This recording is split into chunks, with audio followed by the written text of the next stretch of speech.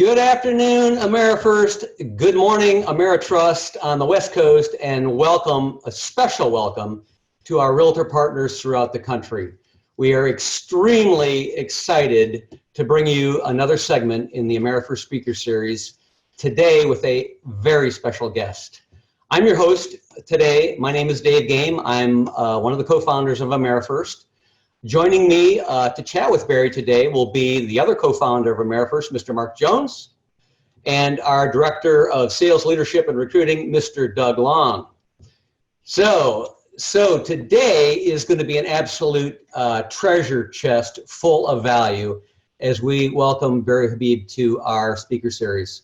Barry is not only a great friend of AmeriFirst, but more importantly, this guy is the bomb when it comes to projecting markets and just being a phenomenal economist. This guy is gifted in forecasting and communicating the effects that interest rates have on our business in the mortgage side, in the real estate side. So we are absolutely on fire to hear what he has to say. You've probably seen Barry on CNBC or Fox Business News giving expert analysis on what's going on. Barry was just named the top real estate forecaster by Zillow and Pulseonomics and was presented with what's called the Crystal Ball Award for the most accurate forecaster in real estate out of 150 economists. He is scary good. I'm telling you, he's our go-to guy. I remember in May, he made a prediction that he was hanging out by himself. He did it, and he said exactly what we saw happen over the last 3, 4, 5 months happen, and it did. And that's just kind of a down payment on how Barry does what he does. One of the successful businesses that Barry has is CEO of MBS Highway. This is a platform that is going to blow your mind. We're going to spend some time going deep in it today. It's designed to help real estate agents, mortgage professionals, bring opportunity to the marketplace. So now it's time to welcome Mr. Barry Habib. Barry, welcome to AmeriFirst Speaker Series, man. Hey, thank you for having me. You know, when you guys told me about this, I was so honored and proud to have a chance to come on here because, I like the fact that we talked about the friendship there. Know you guys for so many, can I say decades now? Can I show my age and say decades that we've known each other? Admired the work that you have done, the reputation that you guys have. So any chance that I can be associated with you guys, it just lifts everything that I do to be a part of stuff that you guys are doing. Amen to that. 25 years or more of friendship and shared a lot of war stories. So we are so glad you're here. So guys, here's what we're going to do. We're going to get started. We've got some questions we're going to ask, but we really want to have and encourage you in the field to ask your questions. So we're going to go through some question and answers with Barry, and as we get through this, fire your questions on. We'll be monitoring it, and as we get questions, we'll bring those in because we want you guys to get those mysterious questions about the what whys of the world that we live in from an economic standpoint. So first thing, Barry, the obvious. I mean, gosh, it's just been desperate interest rates. Not so much. Everybody on the call is affected by what's going on. We've seen rates in the last days just banging all over the board. Nothing's a straight line. You've taught me that. I know that. Talk about what's going on now, but what's going to happen in the rest of 19, and maybe look out into 2020. Give us a sense for where you see interest rates going and what's going on in all this excitement that we're seeing. Okay, well, it's an important question. It's something that we're concerned about because, it's confusing to customers too, because here you are, customers are seeing all these reports about, lowest rates ever out there just recently. Go back, not too long ago, 10 days, and people were looking at truly the lowest rates we've seen almost in history. But suddenly we've had this upturn in rates. People want to know kind of what happened, but it's also difficult for the sales professionals, both in real estate and mortgage, to now try to articulate that to a customer, especially when what's going to happen in 3 business days, and that is the Fed will in all likelihood cut rates again. So how can we be in the midst of Fed cutting rates again, and yet mortgage rates have gone up 3/8 or 0.5%.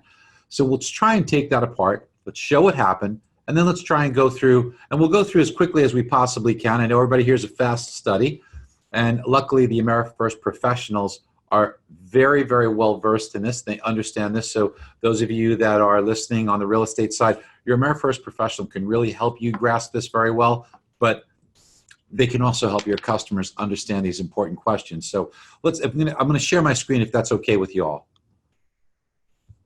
So here we go. And I'm going to put on the cheater glasses here so I don't mess anything up. So here's where the market is right now, and the AmeriFirst professional that you're chatting with has access to this all the time, that they can show you this, so you can see this live and in real time. But right now, mortgages, which are based on mortgage-backed securities, are taking it on the chin. This means that they are down 55 basis points, or about a half a point in price, about an eighth in rate is what it translates to, and that's just since this morning. So not a very good thing to see. Now you can see here that if we take a look at the beginning of August, which is right here, mortgage pricing did really good. And then something funny happened along the way to all that good stuff, and that's September came, and it kind of came on down. We did an update this morning, and then with the name of the update was, and we put the music to it. You remember that Green Day song, "Wake Me Up When September Ends"? Well, yeah, we're waiting for September to end. It can't end quickly enough, because it seems like that's been a tough time for interest rates. But your AmeriFirst professional has been great to your customers because they've gone ahead and locked them in near the tops here to protect them. But now we've got some new transactions we're looking at. Where are we going to go from here? It's helpful sometimes to take a look at the 10-year Treasury. Now let's take a look at that 10-year. And Dave, you were very kind, and you mentioned that made some predictions in May. And back in May when we had done that, and I'll kind of go back there, the 10-year Treasury was trading right here around 250 in May. And I made a very, very bold prediction, said it's going to hit, and I came up with a number of 139. And boy, we came pretty darn close. It hit 142 there, right, as September began on September 3rd. Came all the way down to 142. So within a whisker of that prediction, which was pretty bold, but yet now it has kind of moved on the upswing since then. I think I could see the 10-year Treasury going up a little further towards 2%, maybe 2.05, 2.06% on the 10-year, and that's where this really good base came into play. So I think you'll probably see things level out there and then hopefully cycle back down. So why is this so important to understand that when the Fed is cutting rates, that mortgage rates are going up? And that's because, and let's talk for a minute here, and that's because the Fed they don't control mortgage rates. And that's the thing we have to understand. The Fed just controls short-term rates. And if the Fed cuts rates, the idea is the Fed sees some economic slowdown. Manufacturing has been slowing down. And while politically people don't want to kind of say that things look like they're slowing down, we know that there's a little bit of a slowdown there. And the Fed wants to try to get the economy clicking again on all cylinders. So as they cut rates, if they're successful and economic activity starts to begin to improve, well, that means more money being spent, more buying power, and that means a little more inflation. A hot economy causes prices to go up because, listen, if things are hot, if things are in demand, people selling things have a little more pricing pressure, right? So as prices go up, that causes inflation. Now, inflation is the enemy of mortgage rates. Think about it this way. If you were giving out your own money on a mortgage and you were going to have that money out there for 30 years, and let's say you were collecting a payment of $1,000 a month, that $1,000 a month, you go buy a basket of goods and services. Every month you do that. But over time, maybe it's 8 months, a year, 2 years down the road, you start to notice that that $1,000 a month doesn't buy you all the things it used to. It kind of gets a little bit eroded in its buying power because things start to cost more. That's inflation. So inflation erodes the buying power of that fixed payment that you receive, like a mortgage if you granted a mortgage. So you can't do anything about inflation. You can't do anything about the mortgage you already put out there. But if you were in the business of doing mortgages, then the very next loan you would do, if inflation were higher, the only way you can combat that erosion is by starting at a higher perch. The way you start at a higher perch is with a higher rate. So as crazy as it sounds, if the Fed's rate cut on Wednesday is perceived to be inflationary, the Fed could cut rates. Your customer hears rate cut, and yet mortgage rates do worse. It's very possible. And after the Fed meeting, we'll have to listen to what Fed Chairman Jay Powell says, because if he says, well, we see a little inflation, and also this week, 2 days ago, one of the reasons why rates went up is because that inflation report called the Consumer Price Index showed the highest level of inflation in 11 years. So these are the forces at play. And then the big news is the trade deal with China. And if the trade deal with China comes together, now I'm not saying it's easy to do, okay? There's a lot of intellectual property rights and stealing of that China is doing that won't make it easy. But if there's a deal put together, the stock market will take off, the bond market, where our mortgage rates are derived from, won't do well, and that'll cause rates to rise. So that's kind of an introductory what's happened. Where could rates go? A lot will depend on next Wednesday, how the Fed portrays this Fed rate cut. But I do see rates going up probably a little bit more, maybe another eighth in mortgage rate, perhaps a quarter, but probably just an eighth more in mortgage rate from where they are now. And then I think they level off. Longer term, you asked David, longer term, where do we go? I think that there's going to probably be a very good possibility of a recession in 2020. Maybe it's 2021, but around that time. And every time we've had recessions, interest rates decline. So I'm going to share my screen again, and I'm going to show you something that your AmeriFirst professional can share with you on demand if you'd like, and just ask them for it. It's in a tool that they have that's an MBS Highway tool, and it's under their Presentation Expressway. So your AmeriFirst professional always has this stuff at their fingertips that they can share with you to help you let your clients understand what's going on. And here's, if I just can pull this up just for a second here, bear with me a moment. And I've got to just do one thing to change one thing so I could put it on this.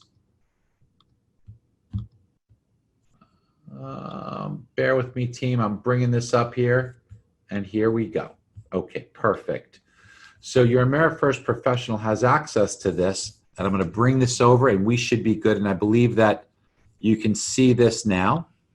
One of the things you've been hearing about is an inverted yield curve. And here we see every time the 10-year Treasury yields a lower amount of interest than the 2-year Treasury, we see a recession that occurs with 100% correlation.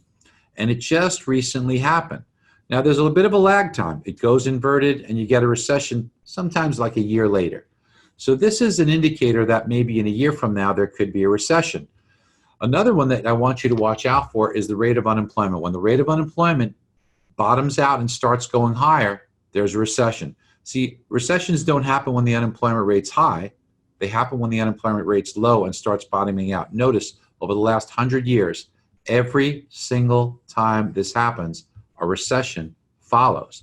So as you could just see by the chart here, we're probably closer to the bottom, certainly, than we are to the top. So this tells us that there is a recession on the horizon. The timing of it's always a little difficult, but you want to be careful for these things, even personally, as you listen to this, because during recessions, the stock market, where you perhaps have some money invested, tends to decline by 35 to 50%. So just on a personal note, please be aware of when you would see that unemployment rate currently at 3.7% appear to be like bottoming out and moving higher. What that would mean is if that unemployment rate started to go towards 4 or 4.1%, I'd be careful. And I want to point out something to you that's really so interesting, and that's Samuel Benner. Now, back in 1875, this gentleman, Samuel Benner, he said that we're all cyclical. We go through cycles. And think about this. If anybody here listening knows anyone or has any experience working in a hospital, an emergency room, in law enforcement, what happens during that lunar cycle when there's a full moon? I mean, ask anybody who worked in a hospital, say the emergency room's crazy during that full moon. Ask anybody in law enforcement. All the crazies are out when there's a full moon. You've heard the term, oh, there must be a full moon out, right? And that's because it does have an impact. We are cyclical. Look, it's been said to me that there's nothing more powerful as far as cycles goes than the menstrual cycle, right? Just kidding there, but we are certainly cyclical human beings. And when we take a look at these Benner cycles, what he did was he, in 1875, went through the cycles of human nature, and he correctly forecasted, this is in 1875, the 1929 stock market crash, the 1973 stock market crash. Remember, he did this in 1875. And then you know what else he did? He correctly forecast, get this, the dot-com bubble in 2000. He did this in 1875. Now, he also correctly forecasted the financial crisis. Now, I know the financial crisis was in 2009. He said it would be 2010, but give the guy a break. He did the thing in 1875. So he was pretty darn close, right? So now, when's the next one? He said the next stock market peak would be 2018. But we know that the stock market has peaked in 2019. So he didn't get this exactly right. But what if it does peak in 2019 and we get a recession next year? I mean, it would be pretty darn impressive that the man did this in 1875. So what I'm saying here is lots of things telling us that there appears to be a recession, whether it's in 2020 or 2021, that will be happening. So it's important to know that when you have these recessions, I want to just show you what happens to rates. Every time there's a recession, look at what mortgage rates do. In the last recession, mortgage rates went from 6 to 4.875 in a year. From 7 3/8, the previous recession, the dot-com bubble, to 6 3/4. This recession, they went from 11 to 8.75. Here it went from 18 to 13. So you get the picture. Now, those of you in real estate, as soon as that recession word starts to be talked about, and it has been talked about in the media, right away they're going to talk about, oh, that's bad for real estate, right? Well, don't you worry. Your AmeriFirst mortgage professional can help you by showing this chart to your customer. And rather than having the media talk about things that just are conjecture, let's look at facts. So this blue line shows you the history of appreciation of home prices all the way back, going back about 50 years. And what we see here is that the gray areas, which indicate recessions, show us that, wow, look at this. Home prices actually went up and then went up a lot more during this recession. They went up and then up more. Here they went up and up a lot more. Here they went up and up a lot more. Here they went up a lot and then a whole heck of a lot more.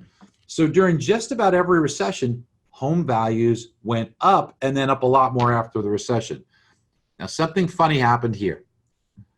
We had the housing bubble. Now, what caused the housing bubble? It wasn't the recession. You know what it was? It was crazy lending practices. Essentially, can you fog up a mirror? We'll get you some money. It was a no income, no asset. Heck, while we're at it, who even needs a job? And you want a down payment? Nah, forget the down payment too. Credit? Who cares if your credit's not that good? You're still going to get approved for a mortgage. We remember those days of 12, 13, 14 years ago where things were done a little bit on the wild side. And because of that, home values peaked, bubbled, and started to crash. That actually led us into the recession. It wasn't the recession that caused the housing bubble. Now, even during this recession, home prices tried to go up, but it was too much weight of all these bad loans and people that owed more than the house was worth, and the foreclosures and people just throwing in the keys and giving up. So home prices went down a little more. But man, for the last 7 or so years, it has been wonderful to see that level of appreciation and all the wealth that's been generated and the home equity. And you know what? If you were the unluckiest person, you said, I'm going to buy my house the day before the recession, you're a very happy person today, 10 years later, because you've seen so much growth. So why? Why do home prices do so good during recessions? Well, we talked about it. It's because interest rates drop dramatically. So here's the thing, team, is that if there's a recession, the unemployment rate goes up. So you're going to have people that unfortunately lose their job. The last thing they want to know is buying a home. So they come out of the housing market. But when interest rates drop a lot, you get a ton of people getting into the housing market, more people than are losing their jobs. So therefore, you see home prices improve. And of course, we talked about the Fed. The Fed kind of has beer goggles on them here, but this is the kind of stuff that I wanted us to just talk about briefly so that you could see that the outlook for housing is great. The long-term outlook for interest rates is great. And even though we're getting this bump up here in the last week and a half or so in interest rates, they're still at great levels. And even though they might go up a little bit more, there's optimistic reason to see them staying very, very attractive and even potentially going down to maybe their lowest level. I think they'll eventually hit their lowest levels that we've ever seen. And the thing to remember about this is that we need to understand and differentiate what the Fed does with what mortgage rates do. So that kind of takes us through that part, guys. Barry, that's a great opening lesson and a real testament to financial prowess that you have and how it affects our industry. So thank you for that. We've got a lot of real estate professionals on the phone that join us for these events. And for them, I'd like you to talk about why do you think it's important for real estate professionals to have some up-to-date information regarding interest rates and our current market environment? What's the takeaway for our real estate partners? Well, you bring up such a great point. I mean, that's such a smart thing to be discussing right now, is that I don't have to tell you guys listening, whether you're on the mortgage side, whether you're on the real estate side, that we're kind of under attack from fintech companies. And look at all the headlines. There's certainly no shortage of venture capital for these companies, whether it's Open Door or Better or Zillow. I mean, the market is very, very open to financing these tech companies who pretty much all have one thing in mind, and that is to take business away from the human element of it, from folks like us, and make it an automated element. And if we're not careful, we're going to lose some market share. The best thing to do is exactly what you said. It's exactly what you said. And Mark, you talked about we have to step up our game and be those experts. We have to have that expertise. And what you were alluding to is understanding and being able to converse in a way that can explain what interest rates are doing, but also explain what your local housing market's doing and what the forecast is. That's the stuff they can't do. And the wonderful, lovely thing about this is that you guys at AmeriFirst have been on the cutting edge of making sure that you provide that information to the realtor partners, so it appears as if they're the ones that are the ones that are the experts, and putting it out there so that the customer sees that both the AmeriFirst professional and the real estate professional are giving so much more value than one of these fintech companies that are out there. And if you'd like to, maybe we could take a quick look at an example. I think it'd be a great idea, and I would add to what you're saying that the true disruptor in the future is going to be that personal relationship and that personal knowledge and being that expert, and that's where you're going. I agree. So your AmeriFirst professional can just take you to any of these tools instantly, and what they'd be able to do is they'd be able to go right into the real estate section of the tools they have, and they can generate for each and every one of your customers a real estate report card. So I know that you folks are from different markets around the country. We could go to any market and we could pull up either by state and county. So let's just say if we did, let's just go to Michigan for a minute and go to Kalamazoo County, Michigan, right? And you could see how quickly your AmeriFirst professional could do this right from their phone, and instantly they could pull up a real estate report card. And based upon this, you could see what the median home price is. You could see what the forecasted and historical rates of appreciation are, how much money they would gain, where that county stands relative to the rest of the country, what the population and demographics are, the housing availability. Like, for example, here in Kalamazoo County, there's clearly a housing shortage. There are 3,700 household formations that are going to happen next year from those millennials ages 27 to 35. They're going to leave mom and dad. And that means that because of the home ownership rate of 65% in Kalamazoo County, there's going to be 2,400 first-time home purchases in the next 12 months. Builders, meanwhile, aren't meeting that demand. They're only building 625 homes. So that housing shortage is pushing prices up. Your home values are going to go up 5.54% in the next year and almost 25% in the next 5 years. That's a huge benefit. Kalamazoo County is extraordinarily affordable. The median income is so strong here that it can afford 240% of the median home price. Your rate of unemployment is well below the national average. And your job creations, what a beautiful chart. This is a beautiful marketplace that we should be telling every one of our customers about. There's only 3 homes available for every 1,000 people. You've lost 6% of your inventory in the last year. And when you look at population, your biggest population demographic is ages 27 to 35. This area is going to be growing. I would be talking about this with every single customer because this is what makes people buy homes. This is what makes people gravitate to you as a real estate agent or a mortgage professional. It's so easy to have at your fingertips. And let me show you something else that's really cool too, because you could personalize this. So what I'm going to do is I'm actually going to pull up something that's pretty interesting here, and that all I need to do is put in a MLS number. So I'm going to pull one in from Kalamazoo County right now. So let's do that. I'm going to copy it, and I'm going to say, let's put in an MLS number right here. So all I did was pull in an MLS, and bang. What does it do? Ask me if that's the home. That is, it knows the price of the home. It's got the picture of the home. And you can see Kalamazoo County ranks in the top 10% in the country. That's what a gold badge means for 1-year forecast and jobs. Silver badge means top 20% for 5-year forecast and affordability. And it's in the top 30% for median income. This is a great market. I mean, think about it. If you're a real estate agent and that person is looking to buy this home for $569,000, wouldn't it feel great if that customer knew that 5 years from now, their forecast is to gain $140,000 based upon what we're looking at for the Kalamazoo market? And here's all the reasons why. I mean, this is what really separates you. Now, if you wanted to, you could put this out there beautifully and export this and co-brand it. So if I wanted to take this and I wanted to say, okay, Kathleen is my real estate agent, and I could swap it. I could have Kathleen on one side or me or the other, whatever you guys prefer. I could do it in English or in Spanish, and your AmeriFirst professional can, in a few seconds, create this document right from their phone, which they could text. They could text it as a link, and here's what it looks like. I mean, it's absolutely beautiful. Real estate agent, AmeriFirst mortgage professional, beautiful report that could be sent out with one click, texted or email. And real estate agents listening, wouldn't it be crazy not to do this? I mean, think about it. Which of your customers doesn't want to know this? No, I don't want to know the appreciation. No, I don't want to know the jobs. No, I don't want to know affordability. No, everybody wants to know this. This is critical information. And by the way, how long did it take me to do that? If it took me 30 seconds, it probably was because I'm not the fastest typist in the world.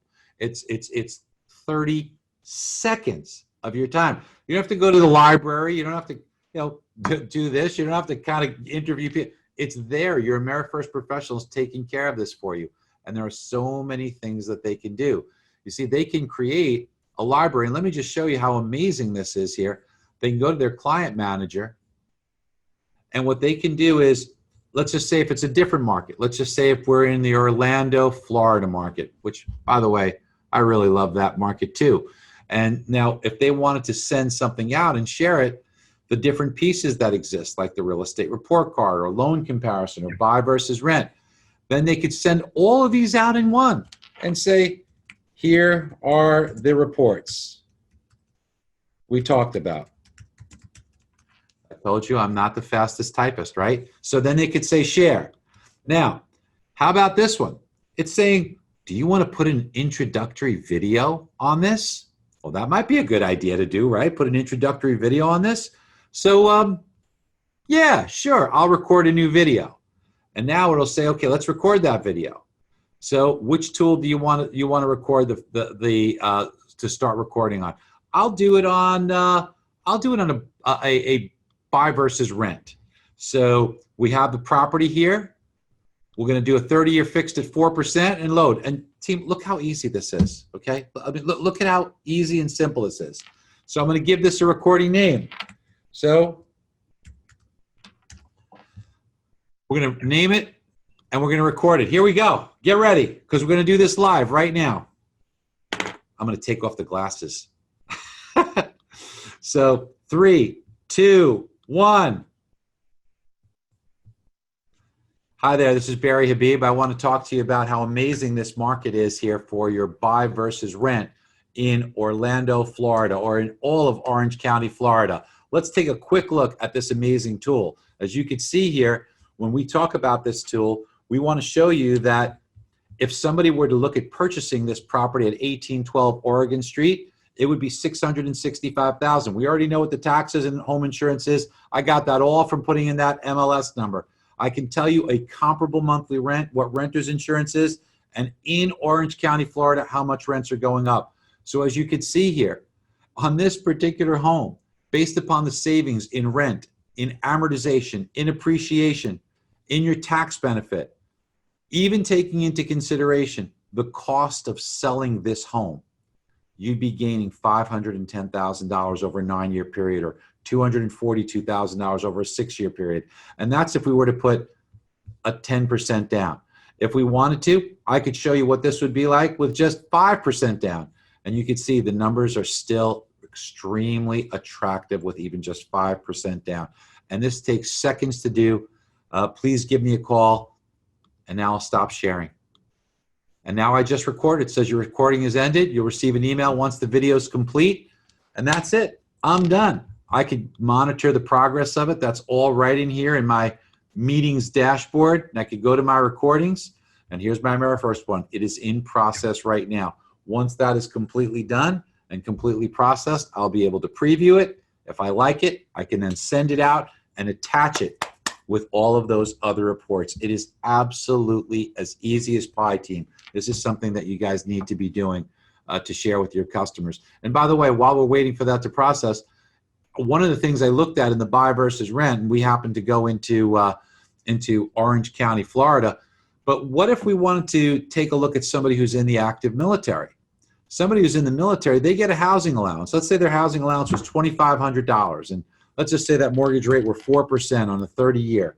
And then what would happen if we took a look at this and we said, okay, we want to look at this in Florida, in Orange County, Florida. Now, those of you who have dealt with people in active military, you know how hard it is to figure out how much of a home they could buy based on that housing allowance. Well, how long did this take me? 15 seconds? I can tell you that that housing allowance of $2,500 a month, including taxes and insurance, could buy them a home for $416,000. I could tell you instantly. And then I have a comparison saying, so if you buy a home for $416,000, your rent, if you apply the $2,500 a month towards rent, you'd save $17,000 in cash flow.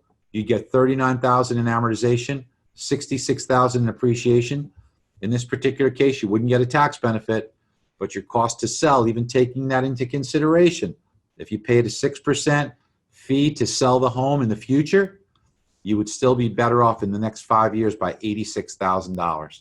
This is the easiest way to communicate with a customer. And by the way, how long did it take? And if I wanted to, I could take this, I could text it instantly, I could print it out just like I showed you before in a PDF, I could send that, I could have this as a live link that the customer can play with, and the customer can move all these things around.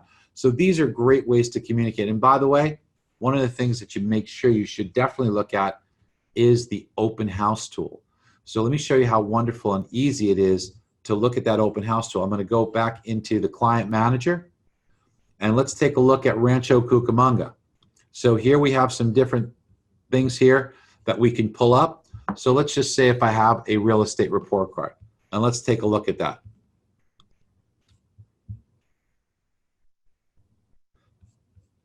So here's my real estate report card. I'm going to open it up right now, but I'm going to look at it in my open house flyer. And when I do, look how easy and beautiful this is. That's all I did, team. I just put in the MLS number. Now I've got a template I could choose. And from that template, I've got all the pictures of the home. So I could swap this out. I said, well, you know, maybe I'll take a look at one of the pictures of the home. This is a picture, looks like, of the outside of the home. Let me put that up front. So now I've got that. Boom. Now that's done. I've got the description. I could co-brand it with my real estate agent. And if my real estate agent were Vanessa, I can confirm that. Look at how quick this is. Now let me show some pictures of the home. I'll show this beautiful family room. That's done. Then I could move to somewhere else. Maybe I'll look at one of the other pictures, and let's show that beautiful kitchen.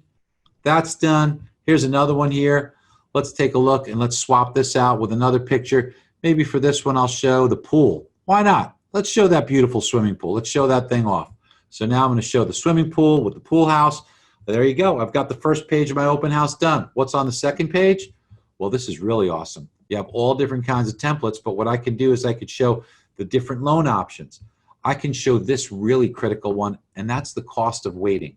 What if you waited 6 months? Well, if you wait 6 months because of appreciation in this particular market, even if your mortgage rate went down, it would cost you $14,000 lost between amortization and appreciation. And speaking of appreciation, let's show you what that would do to the value of the home. Let's show you the demographics of the people that live there. And then how about the third page? You want to know about the schools? Let's take a look. Here's where all your nearest schools are. Here's the student to teacher ratios. And by the way, if you want different schools, don't you worry. We showed you the closest ones, but we've got every single one your AmeriFirst professional can show you in your market instantly. You want to see where all the cool places to eat are? You want to know where all the exciting things to do? You want to show where restaurants are, shops, food and drink, whatever you want, you could put on there. You want to see where that nearest cinema is? It's the Mission Tiki Drive. That's let's go ahead and do a Google map to it. Easy as pie to do. This is such an easy tool, team, for you guys to be sharing with your customers and making it very appealing for them to go ahead and purchase that home.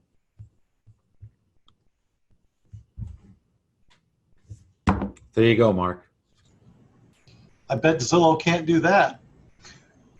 That's what we're hoping, is that shows how we can be a step above those other companies and we can give those advantages. Hey, Barry, I think from a perspective of us using, you're talking fintech technology, money's going into that. You just put technology for the guys that are in the consultative side of this business, right? So we have to bring the value, and the fact that we can bring it so fast is what's amazing. So how would, say, our real estate agency want to have availability with this? What do they need to do? It's really easy. So what happens is they would just tell their AmeriFirst mortgage professional, listen, I'd like to co-brand with you. I'd like to have access to all that stuff through you at AmeriFirst. And then anytime they need one of those tools, they'll have it. Now, they'd want to upload their picture, right, and upload their information. It's pretty easy to do. The AmeriFirst professional can help you do that. I mean, heck, we can just grab the picture that's on your website or whatever it is. Easy, easy, easy stuff to do.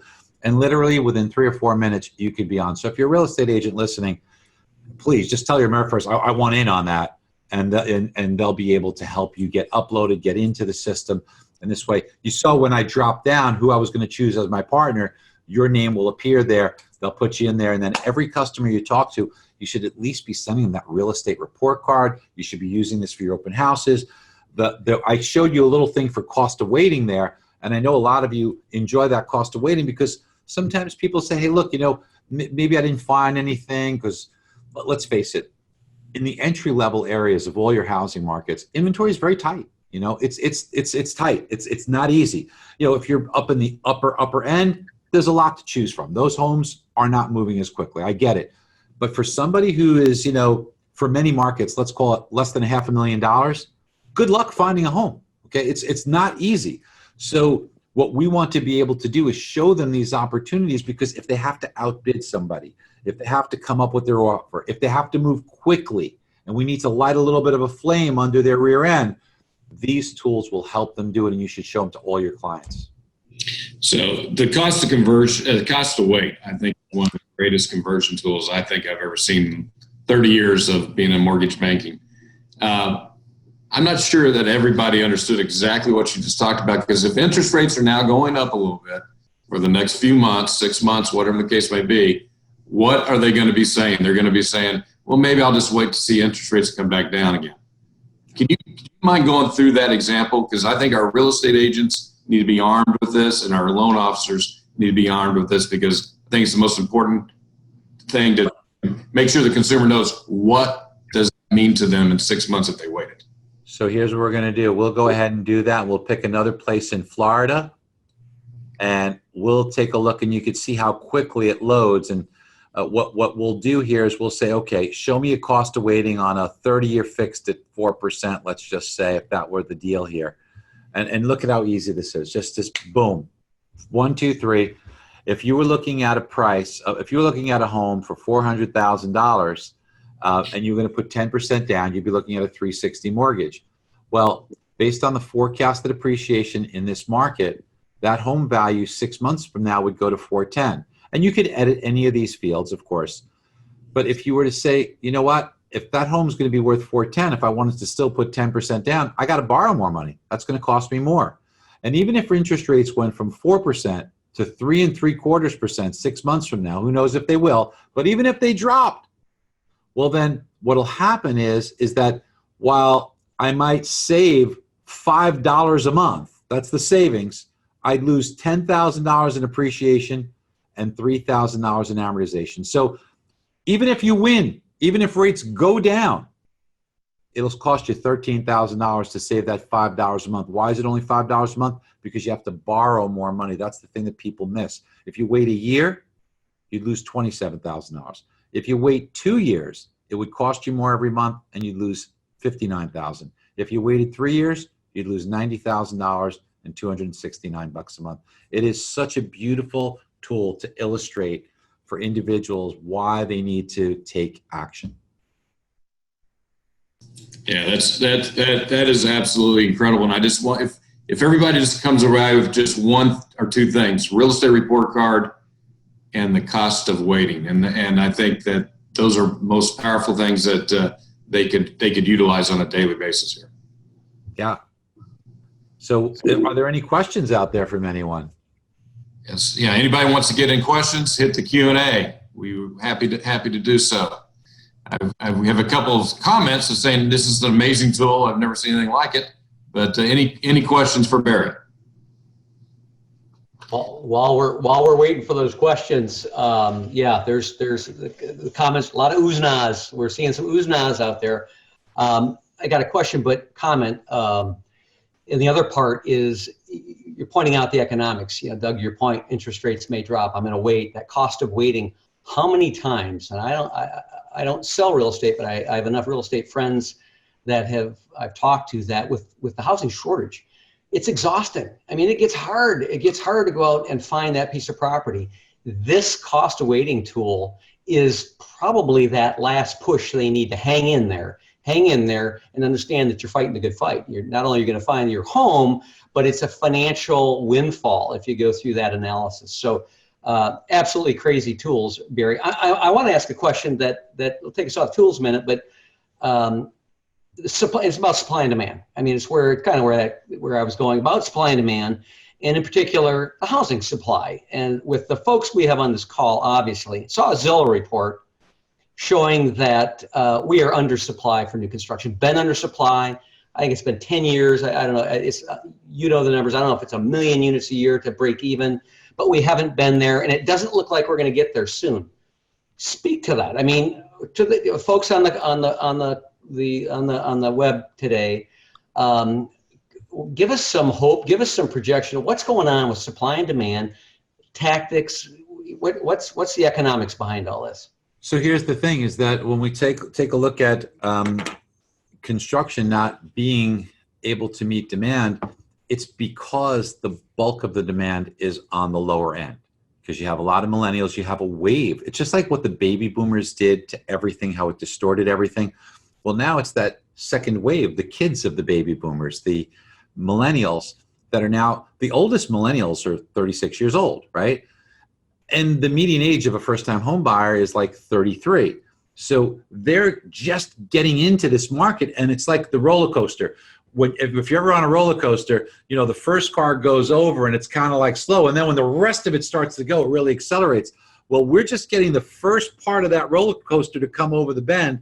It's going to accelerate, and more and more demand is going to be taking place here as those millennials get deeper and deeper into the period of time where they should be looking at purchasing a home. And remember, today, young individuals are not like they were in the 60s or even in the 70s, because it was not uncommon back then for people to be getting married in the early 20s, having kids in their early to mid 20s. That was common, right? Today, it appears that for most millennials, they tend to be postponing getting married and having children till they're a little bit older, which means the natural progression of things is they might postpone purchasing a home till maybe not doing it in their 20s now, maybe doing it in their 30s.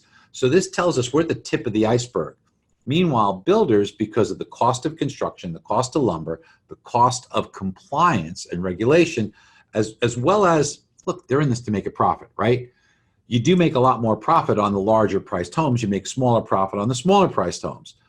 They have not built as many smaller priced homes just simply because it's not easy to build a $200,000 home and make a profit on it, right? We are seeing so much demand there because our housing stock on average is 45 years old in that area. It's crazy. So what's happening is that people are looking for homes and it hasn't come around. Eventually, builders will continue to build a little bit more. Let's hope they don't overdo it. I don't think they will, but it's strong demand, limited supply in that area. The move-up range, it's about balanced. If you put your home up and it's priced well, it'll sell quickly. In the upper end, as we talked about earlier, homes are sitting. But let's take a quick look at one of the things we mentioned, and someone had a question on it, as a matter of fact, that I'd like to answer, and that is, if you wanted to take a look at a market specifically and you wanted to add some pictures. So let's go ahead and go back to that real estate report card, and let's go back to, well, let's just say Florida, right? So I'm going to put in Orange County, Florida, and here we go. Now, somebody asked a question and they said, how do I add pictures or change pictures? There's a little edit button here, and this little edit button, what it'll do is it'll bring up all of the pictures that were included in the listing. So if you said, well, maybe I want to show one on an angle instead of straight ahead, you can do that, and then you could use that image and it'll change the image here. It's very, very simple to do. But these statistics here show you the demographics of the housing like we were talking about. It says, now, it's not as imbalanced in Orange County, Florida. You see, when we take a look, Orange County, Florida, also very young. Ages 27 to 35, the largest demographic, 537,000 people in this demographic here in Orange County, Florida. And when you take a look at those 537,000 people ages 27 to 35, each year, it doesn't seem like a big number relative to this, but there's going to be about 26,000 households that are formed. In other words, of these people, every year, 26,000 of the 537,000 will move away from mommy and daddy, and they'll go out and they'll either rent or they'll buy. Now, there's a 51% home ownership rate here in Orange County. So let's take 51% of these people, or 13,000 new homes that are being purchased. Meanwhile, builders are only putting up 10,000 homes. There's a shortage of 3,000 homes a year. And that's how you kind of work out those numbers. So hopefully that'll answer some of the questions I was seeing on the Q&A. I think one of the other questions, Barry, was, can you just, they were confused about how in the world does actual values of homes go up during a recession? Sure. Well, let's talk about that. So during a recession, the bad part about a recession is that the unemployment rate goes up. That's the bad thing. That's what happens during recessions. In fact, let's show you the illustration of that, and let's make it crystal clear. Let's make it nice and easy for everybody to see. So when we take a look here, I am going to pull up and go back here to that chart that we just showed earlier.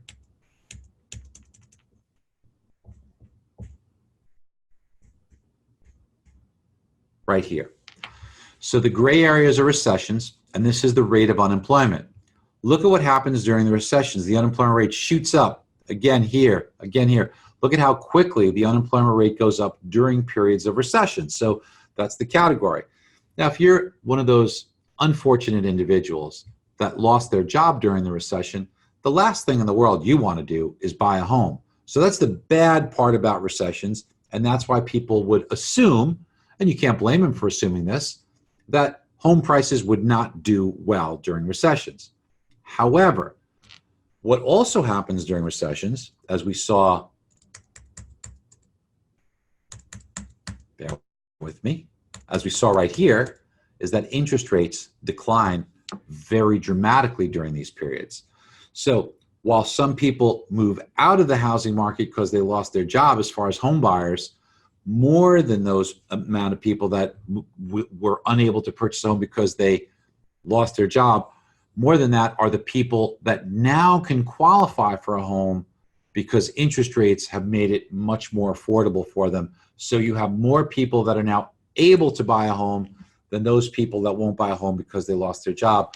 And that's why home values do this during recession historically. Now, the last recession, we explained what happened there, but that's why home values have done very well and will likely do very well during the next recession because rates will have come down. And think about it. I'm sure right now in many markets, you saw when we were looking at the comparison of buying versus renting. When we looked at Orlando, right, we looked at that market in Orange County, Florida, it's oftentimes cheaper to buy than it is to rent. And especially with rents in that market going up at 5% a year. Now the national average is 3.7% a year, but in Orange County, they're going up at 5% a year. It's going to make home buying so much more attractive than renting.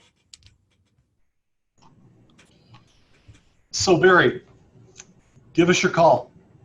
Where are rates going between now and 6 months from now and a year from now? Now and a year from now, I feel very comfortable in saying that rates will eventually be lower than they are right now at some point during the next year. In the next 6 months, a lot depends on if there's a deal with China. So I think because of the difficulty in putting a deal like this together, that it's not going to be crystal clear. And I think, yes, indeed, 6 months from now, we will have an opportunity to see rates drop from where they are today. So at some point between now and 6 months to a year from now, you will see rates lower than they are today. The question is, in the next few months between now and the end of the year, and guys, isn't it hard to imagine? Where does the time go? It's like when I was a kid, like a day felt like a week, and now a week feels like a day. It's like we're already talking about the end of 2019. Oh my goodness. So between now and the end of 2019, I think there's a chance that rates hit a new low compared to where they were. I think that they go up a little bit from here, level off, and then a lot will depend on where things shake out between the deal with China, where inflation numbers come in. But I think there's a really good chance that we start to see them head back down towards the levels that we had seen at the end of August. So talking again to our real estate partners, how can they start utilizing these tools that our AmeriFirst loan officers have for them in their daily business practices? So a couple of things. First of all, strategies that we need to be thinking about as real estate professionals and mortgage professionals. If we think that within the next year, that because we know what happens during recessions, rates drop. We know that we're closer to a recession certainly than further away. We know that in a cyclical economy, we always have recessions. So if you believe that it's highly probable to see a recession in the next 12, 18 months, then certainly when you buy a home, you don't want to pay a lot of points. You certainly, if you're going to have to use mortgage insurance, you don't want to pay single premium, which means you pay a whole bunch of money up front, and then it takes about 4 years to break even. You don't want to do that. You'd rather pay the monthly mortgage insurance. And I think this sounds a little bit odd, but if you have the opportunity and your AmeriFirst professional could guide you through this beautifully, think about actually not taking the cheapest rate, but taking a little higher rate and having the AmeriFirst professional show you how some of the closing costs could be covered by taking a higher rate. And if that works for that customer, then a year from now when rates drop, they have that refinance opportunity and they get the best of all worlds and they don't invest that money up front. That's what advisors have to do. And if you're a real estate agent listening and saying, hey, how do I take advantage of that? Well, your AmeriFirst professional, all you have to do is reach out to them. They'll get you hooked up so that they can now co-brand with you using these tools. And anytime if you're showing a home or you need something like that, just tell them right from their mobile device. They could be out. It'll only take them a few seconds and they'll text it to you. So you could then send it to the customers and it'll be co-branded with your picture and information on it too. Seconds to do. Crazy good stuff. I mean, you've taken us from our high touch and now you've given us the high tech to go with the high touch. Amazing, amazing stuff. Hey, I want to, we're closing in on the top of the hour. And we kind of chatting earlier this week, we talked about it. You got a project going on that you shared with us. Share with everybody else. You've got a cool project going on, and I'd love you to share with everybody in the call. So yeah, it's something really, really cool. That's near and dear to me. I'm writing a book. This is my first book. It's probably well overdue. People say, why haven't you written a book? It just has all come together for me. This is the cover of the book here. It's a very inspirational book. It's Money in the Streets is what it's called. And it's a playbook for finding and seizing opportunities that are all around you. And the idea behind the book is based upon now I grew up extremely poor. My parents were immigrants. I'm first generation born in the United States. And when my mom and dad were in Europe, they would hear stories about this wonderful country, America, that is such a rich country. It is so rich that there's literally money in the streets. All you have to do is reach down and pick it up. That's a very common story that people that have come to the United States have heard about America, that there's money in the streets. The streets are lined with gold. And when I was a young boy, they would share that with me, and they would say, but in the light of, isn't it ridiculous that people would think that there's money in the streets? Ha, ha, ha, as we grew up, in poverty conditions. And as I started to become a little bit more entrepreneurial at a young age and doing different things, I discovered something that was really interesting. And I sat down with my mom and I talked to her and I said, Mom, it's true. There really is money in the streets. You just need to know how to pick it up. And that's what this book is about, is helping and showing people where to seek and find opportunities that are all around you, that everybody else is walking past and missing, so that you could create wealth and fulfillment in your life. And a lot of it is stories that are my stories, but it's not as much about me as it is through me. And I'm very flattered. Randy Zuckerberg she loved the book and she's going to write the forward for me. Tony Robbins, he loved the book and he's going to write an endorsement on the book for me. So I've got a few other people that people like Jay Abraham and Steve Sims that love the book and have gotten behind it. So it should be an inspiring book. So thanks a lot for allowing me to talk about it. I'm quite passionate about it, as you can tell right now. Looking very forward to reading it. When's it coming out? Well, you guys are kind of part of it too, because back in our old Deborah Jones days. So we're anticipating that. I don't have to sing again, do I? Yeah, you might have to. You just might have to. In the next 60 days, it should be done. I've got about a chapter and a half to finalize, and then we should be in pretty darn good shape. All right, we're going to have to repeat that duet sometime. Oh, anytime, brother. Anytime. All right. So yeah, I'm going to bet that book is going to be just like you, man, and it's about giving, and it's about doing what you do for the benefit of the whole and other people. So and you exemplified that again today. Well, we're really blessed to be able to call you friend, and we're equally blessed to be able to learn from you. I mean, it was an amazing day today, and I hope that the folks on the call got half of what I got out of it, and they're going to be filled. And so we appreciate you. We thank you for being a part of AmeriFirst Speaker Series. God bless you. Mark, Doug, you want to? I want to echo your sentiments, Dave. Barry, I'm so glad we reconnected after watching your career just blossom in so many different ways. I mean, Rock of Ages and CNBC contributor and all the awards and accolades you've got. You've deserved every one, and to have you be a part of our AmeriFirst team is just a true blessing for us. Thank you so much for that, and thank you for today very much. Well, much love to all you guys. God bless you all. Thank you so much for having me on and allowing me to be part of this with you guys. I really appreciate that. Thank you, Barry. We've got a lot of people already wanting to buy your book or books from AmeriFirst. There we go. We'll definitely be taking down a load of them. Thanks, man. All right, you guys be well. Thank you again. Bye. Thanks all. Appreciate it.